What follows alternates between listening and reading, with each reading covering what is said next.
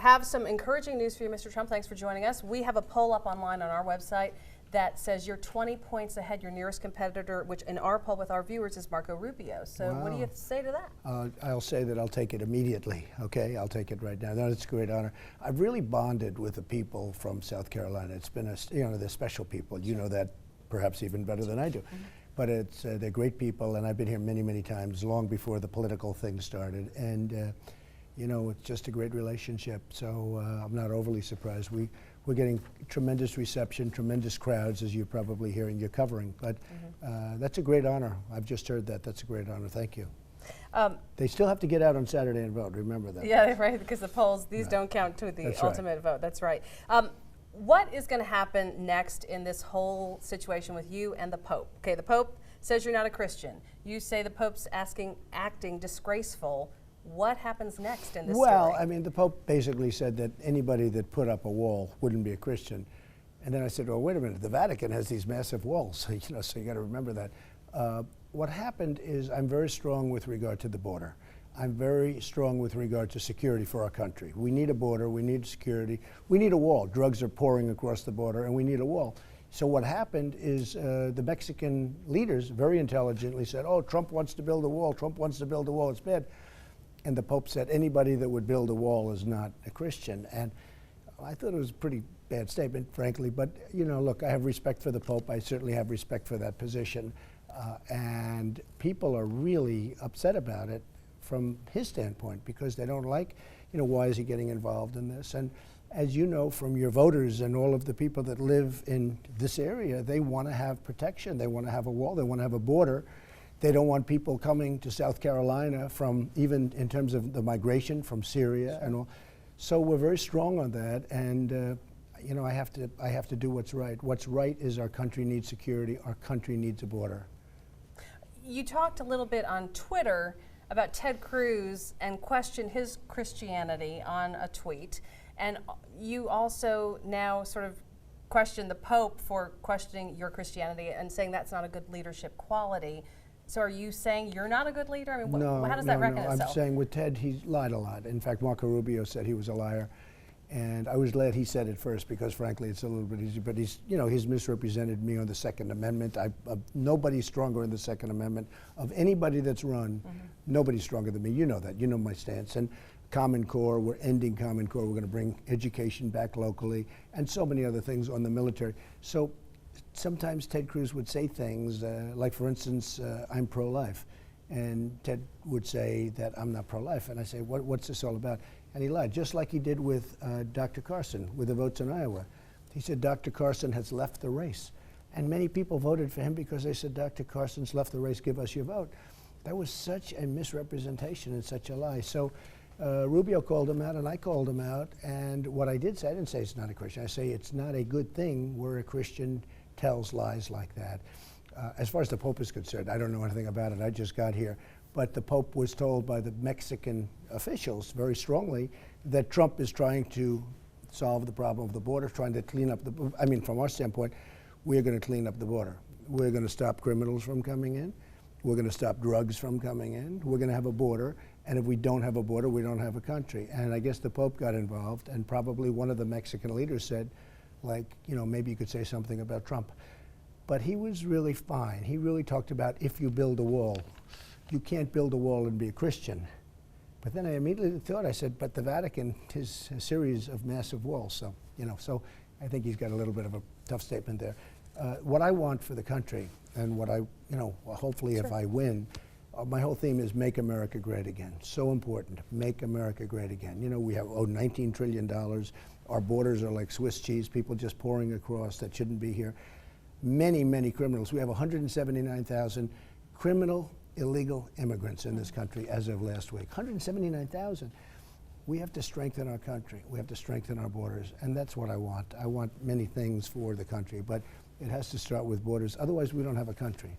One of the biggest things that our viewers talk about is that they're concerned about Social Security. Yeah. And we're asking each candidate that we get an opportunity to speak to, would you make a pledge to those folks that you won't touch their Social Security, that you won't take away any of their benefits? Well, just so you understand, I'm the only one that's going to save Social Security of all of the candidates. They're all going to cut it.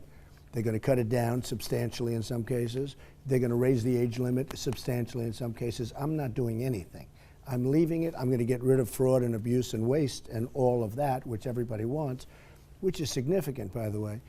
But what we're going to do is we're going to bring our jobs back from all over the world. Our jobs have been taken by China, by Japan, by Mexico. Mexico is going crazy. You know, Carrier just moved there. Nabisco's moving their big plant. Ford Motor Company is moving there.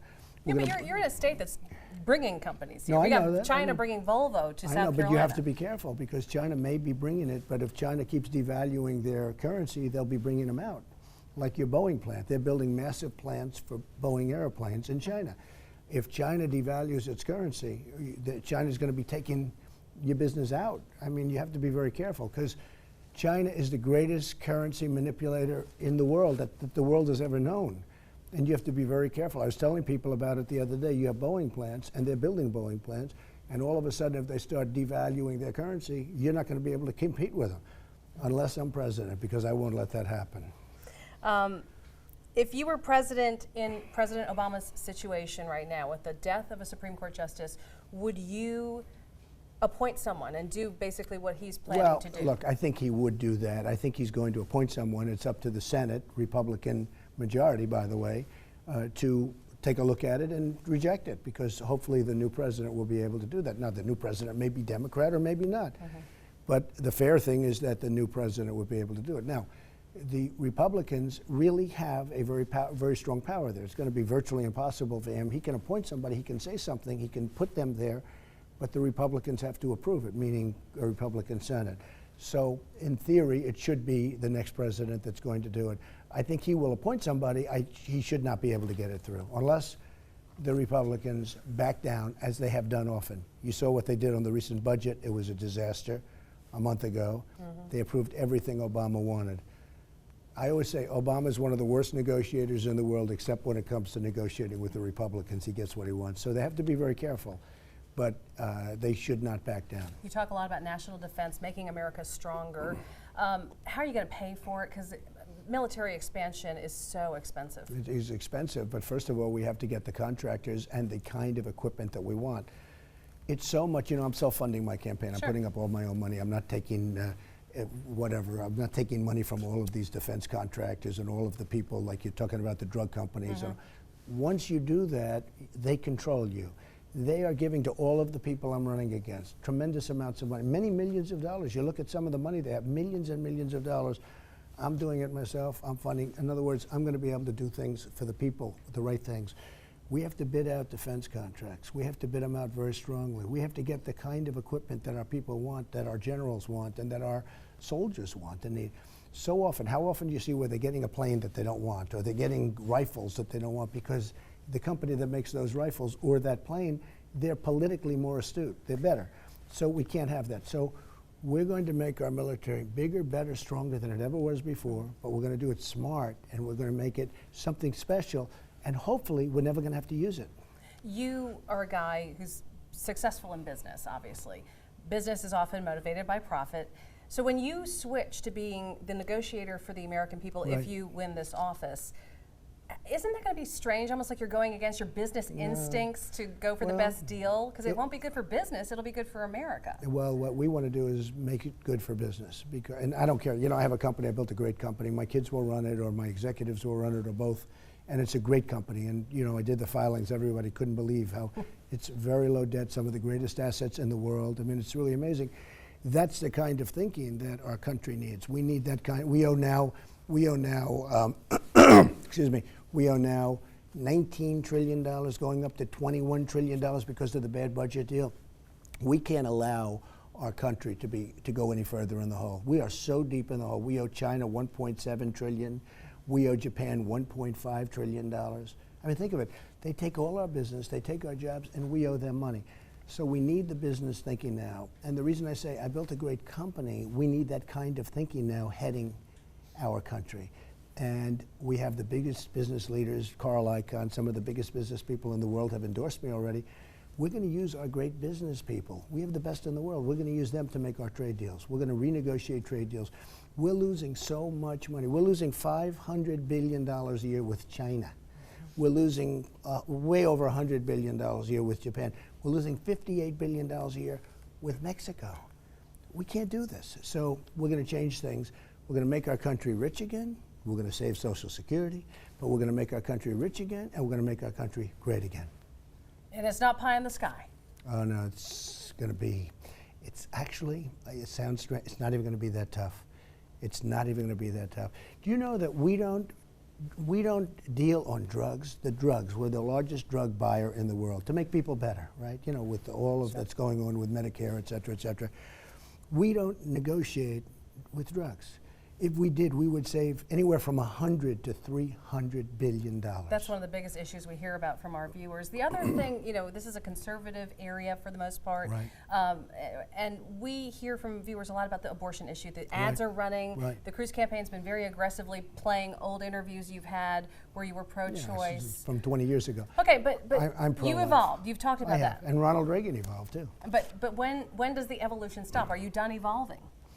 Well, look, I'm going to be, I hope, a great president, and I will do a great job. And we need security at the border. We need security with our military. And every poll has me way, way ahead of everybody. I'm ahead of Cruz by a lot on every category, virtually. Except one poll that you don't like. Well, the Wall Street Journal poll, I think it's a phony poll. But you liked it a few weeks ago when it liked you. No, well, it also, they didn't put that in the Wall Street Journal. This one they did. Now, there's something funny going on over there. And even that one, I'm tied. Essentially, I'm tied. But the Wall Street Journal poll, I really don't believe. I don't think, a lot of people don't believe it.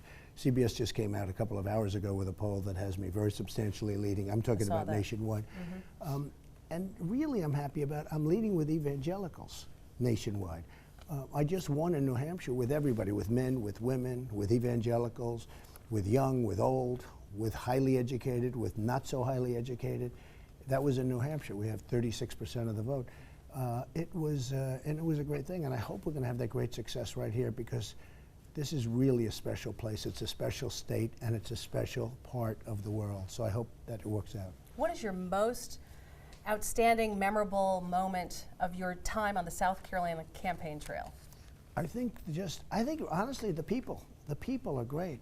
I just left Kiowa, and we gave we had a tremendous turnout over there. And the whole place, it's just a beautiful state, and it's different. You know, the feel is different, but it's a beautiful state. But most importantly, it's got amazing people, tremendous energy here. How are you doing on your yawl? I heard that you gave I did a yawl last night. I did a yawl last night, and I did it by phone. I think that was the only time I've ever seen. So this is your first on camera, maybe? Well, no, it's the first time I've ever seen. You know, he said, "Would you do it by phone?" Because I couldn't do it. I couldn't go up to New York. So I said, "If you want to do it by phone, I'll do it by phone." So I did it from here. But we did a yawl, and it was pretty good. I hear he said I did a good job, so who knows? Not bad, not bad who knows? For a New Yorker. It probably not so bad. Thanks for your time. Thank you very much. We appreciate your time. Honor. Thank you really very nice much. to meet you.